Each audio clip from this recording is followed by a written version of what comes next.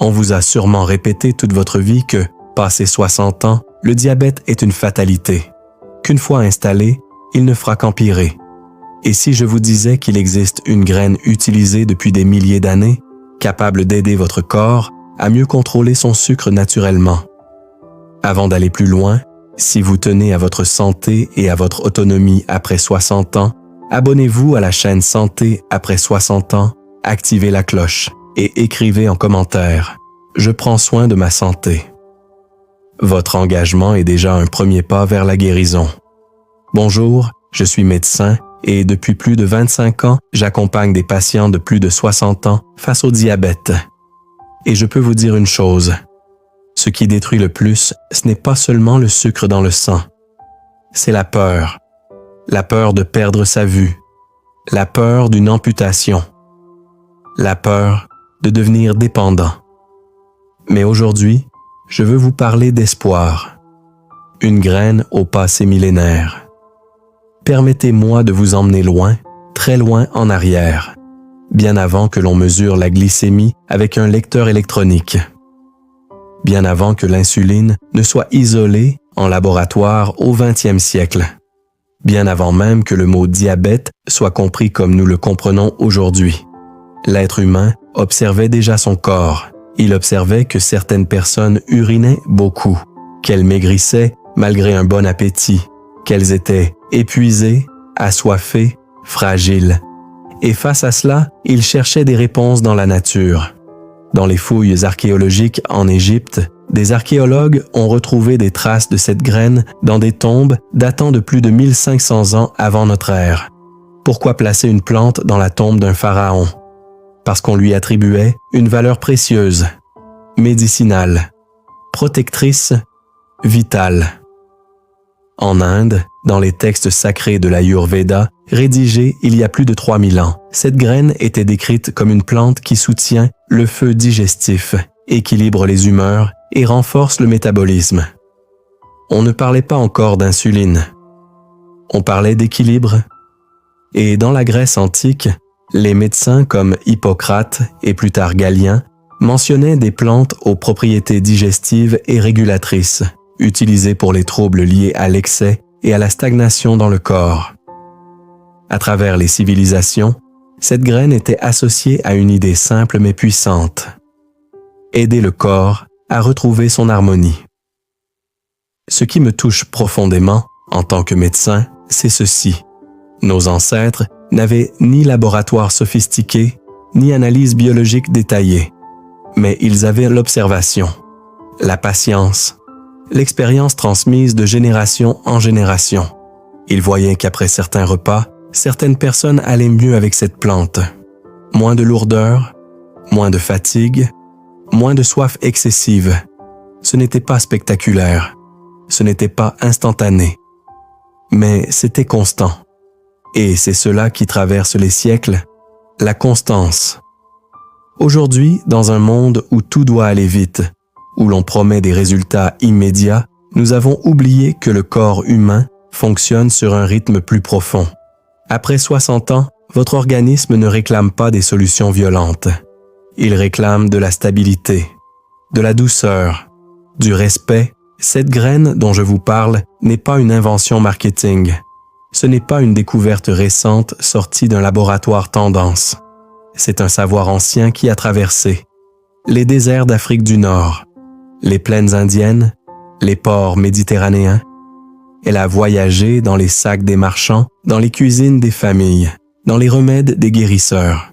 Elle a survécu aux guerres, aux épidémies, aux changements d'empire. Pourquoi? Parce qu'elle apportait quelque chose de tangible. Et si elle a traversé les millénaires, ce n'est pas par hasard. En médecine moderne, nous aimons les preuves scientifiques, et c'est indispensable. Mais parfois, l'histoire nous donne déjà un indice précieux. Ce qui dure longtemps mérite qu'on s'y intéresse. Ce n'est pas une mode, c'est un héritage. Et quand je pense à mes patients de plus de 60 ans, je me dis souvent ceci. Vous aussi, vous avez traversé les décennies, les changements, les tempêtes de la vie. Vous méritez des solutions qui respectent votre rythme, votre histoire, votre dignité. Et parfois, l'espoir ne vient pas d'une technologie futuriste. Il vient d'une petite graine, discrète, que l'humanité connaît depuis des milliers d'années. Il s'agit du fenugrec. Une petite graine dorée, simple, peu coûteuse, accessible.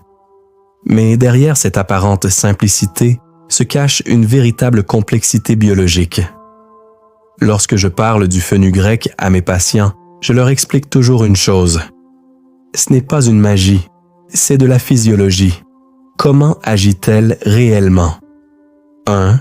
Les fibres solubles, un ralentisseur naturel.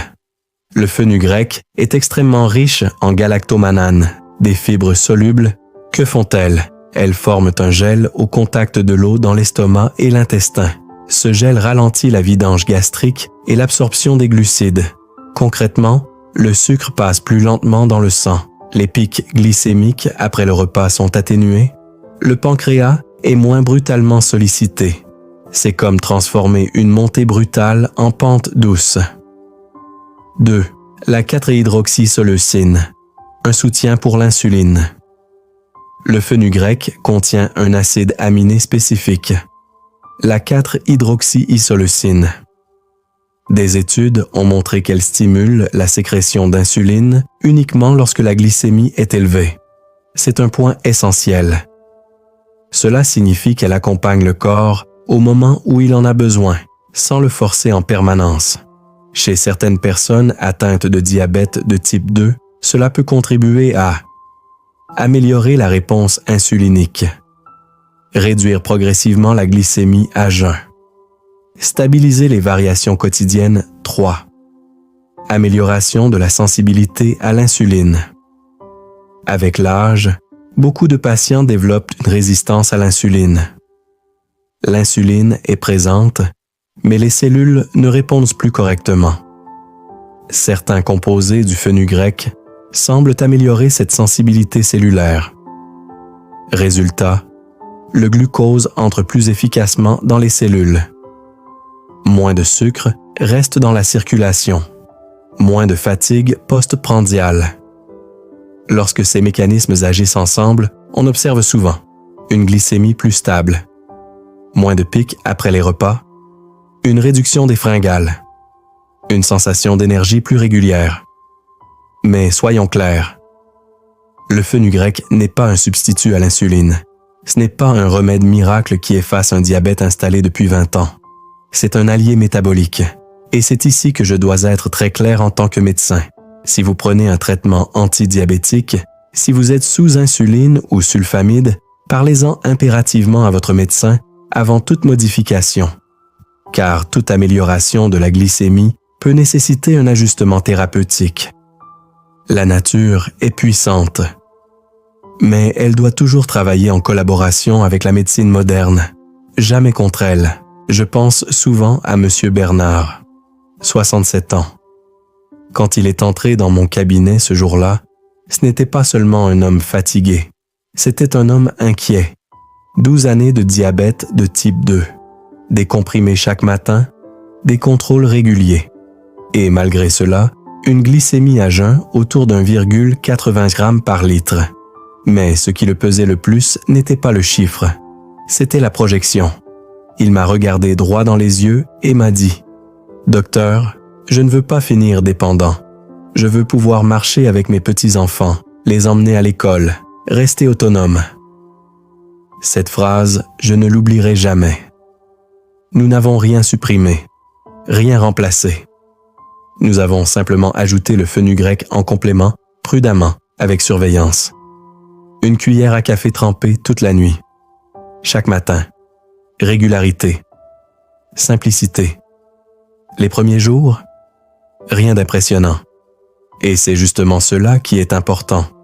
En médecine, ce qui est durable n'est presque jamais spectaculaire. Au bout de 3 semaines, sa glycémie à jeun était descendue à 1,45. Il me disait avoir moins de fringales en fin d'après-midi, moins de coups de fatigue après les repas, un sommeil plus profond. Ce n'était pas une transformation miraculeuse, c'était une amélioration progressive. 3 mois plus tard, son HbA1c avait baissé de manière significative. Et surtout, il avait retrouvé confiance. Rapide et durable. Soyons honnêtes. Aucune graine ne fait chuter la glycémie en quelques secondes. Les promesses instantanées sont dangereuses.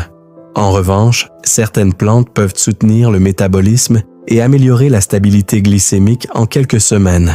Le fenugrec agit relativement vite sur les pics après les repas, de façon plus profonde et durable avec la régularité, encore plus efficacement lorsqu'il s'accompagne d'une alimentation équilibrée et d'un peu d'activité physique. La clé n'est pas la vitesse.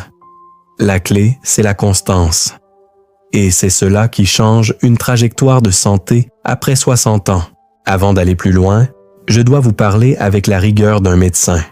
Si vous prenez de la metformine, de l'insuline, des sulfamides hypoglycémiants, l'introduction d'un complément naturel pouvant améliorer la glycémie peut renforcer l'effet de vos traitements. Et cela peut entraîner une hypoglycémie. Une hypoglycémie, ce n'est pas anodin. C'est des sueurs, des tremblements, des vertiges, une confusion. Parfois même une perte de connaissance. Après 60 ans, les conséquences peuvent être plus sérieuses. Chute, fracture, hospitalisation. C'est pourquoi je vous le dis avec insistance, parlez-en impérativement à votre médecin. Ne diminuez jamais vos doses seul. N'arrêtez jamais un traitement sans avis médical. La nature est puissante, mais mal utilisée, elle peut déséquilibrer ce que l'on cherche justement à stabiliser. La bonne approche n'est pas nature contre médecine. La bonne approche, c'est nature et médecine ensemble, intelligemment. Après 60 ans, vous ne cherchez plus la performance, vous cherchez la stabilité, l'autonomie, la dignité. Pouvoir vous lever sans fatigue écrasante, pouvoir marcher sans peur, pouvoir vivre sans obsession permanente du chiffre sur le lecteur de glycémie. Cette petite graine n'est pas magique. Elle ne supprime pas le diabète. Elle ne remplace pas 20 ans d'évolution métabolique. Mais elle peut devenir un allié, un soutien discret, un petit levier dans un équilibre plus large. Et parfois, dans une vie, ce n'est pas un grand bouleversement qui change le destin. C'est une petite décision répétée chaque jour. Si cette vidéo vous a apporté de l'espoir, écrivez en commentaire « Je choisis la stabilité ». Ce simple geste est un engagement envers vous-même. Partagez cette vidéo à une personne qui lutte contre le diabète. Parfois, un partage peut déclencher une prise de conscience. Et abonnez-vous à Santé après 60 ans, parce qu'ici, nous parlons de santé avec humanité, science et responsabilité. Parce qu'après 60 ans, il n'est pas trop tard pour reprendre le contrôle. À très bientôt pour continuer à prendre soin de votre santé.